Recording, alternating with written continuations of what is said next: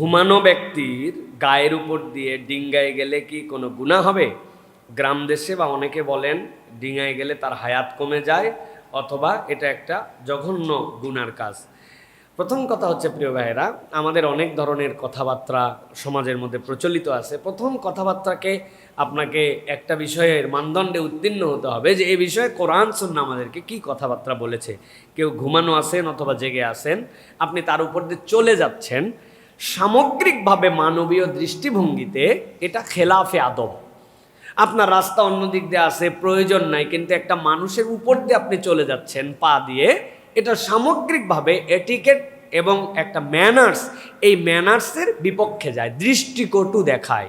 সে সব মানুষ মাত্রই সম্মানিত, হ্যাঁ, সেটা সবাই সম্মানিত, সে বড় হোক ছোট হোক, সুতরাং এটা অ্যাভয়েড করা উচিত। কিন্তু দ্বিতীয় কথা, পরিবেশের কারণে না বুঝে অথবা কোনো কারণে চলে গেছে, এটা কি গুনাহ কিনা? না, এটা কোনো গুনার আচরণ নয়। অথবা এর দ্বারা তার হায়াত কমে যাবে, অথবা যে চলে গেল সে একটা ভুল আচরণ করার কারণে তার হায়াত কমে যাবে, এটা জাস্ট একটা গ্রামীণ সংস্কৃতিতে আমাদের যেরকম অনেক ধরনের কুসংস্কারাচ্ছন্ন কথা আছে, এটা সেরকম একটা কুসংস্কারাচ্ছন্ন কথা। বলেন তো ভাই, হাত চুলকালে কি হয়?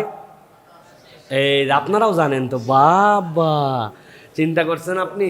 এই যে এই রকম কিছু যে কথাবার্তা আছে, যেই কথার কোনো ভিত্তি নাই, শরীয়ত নাই, এবং অনেক কথা এরকম শিরিকের দিকে নিয়ে চলে যায়, এইগুলো আমাদেরকে অ্যাভয়েড করতে হবে। প্রিয় ভাইরা, কাক ডাকছে মানে ওই মহিলা চিন্তা করছে আজকে কি জানি হয়, আল্লাহ আজকে কি জানি হয়, আজকে কিছুই হয় নাই, 3 বার খালি ওনার পায়খানা হয়েছে, সারা কিছুই হয় নাই।